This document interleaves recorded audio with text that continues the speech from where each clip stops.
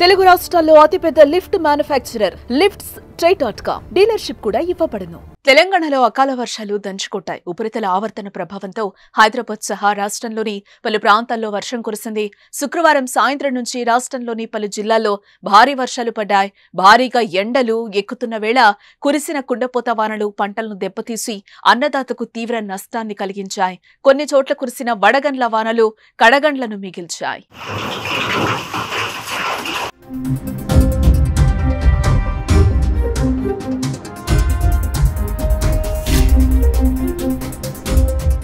నిజామాబాద్, మెదక్, సిద్దిపేట, మంచిర్యాల, కుమ్రంభీం, ఆసిఫాబాద్ జిల్లాలో పలు చోట్ల ఓ మోస్తరు వర్షం కురిసింది. నిర్మల్ జిల్లా ముధోల్లో అత్యధికంగా 2 సెంటీమీటర్ల వర్షం కురిసింది. ఆదిలాబాద్, కరీంనగర్ జిల్లాల్లోనూ చాలా చోట్ల వర్షం దంచుకొట్టింది. నిజామాబాద్ జిల్లాలోని దర్పల్లి, ఇందల్వాయి మండలాల్లో వర్షం కురవగా దర్పల్లిలోని వాడి గ్రామంలో వడగండ్ల వానకు వరిధాన్యం నేలరాలింది. నిజామాబాద్ మార్కెట్లో పసుపు గొమ్ములు తడిసిపోయాయి.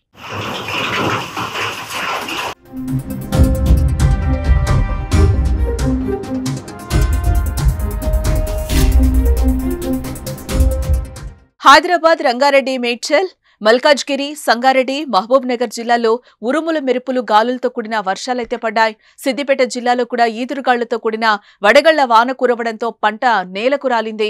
మెదక్ జిల్లాలో వర్షం బీభత్సం సృష్టించింది. కొల్చారం మండలం పోతంశెట్టిపల్లిలో సుడిగాలికి రోడ్డు పక్కన చెట్లు కూలిపోగా రేకుల షెడ్లు పునాదులతో సహా తొలగిపోయాయి.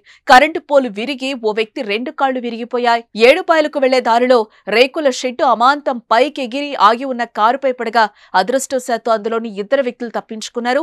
మెదక్, హైదరాబాద్ రోడ్డుపై అడ్డంగా చెట్టు పడ్డంతో ట్రాఫిక్ నిలిచిపోయింది.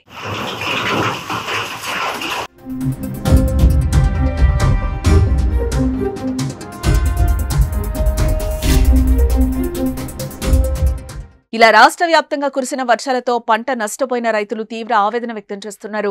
ఎక్కువగా వరి, మొక్కజొన్న, మిరప పంటలకు నష్టం వాటిల్లింది. మామిడి కూడా నేలకు రాలడంతో లబోదిబోమంటున్నారు.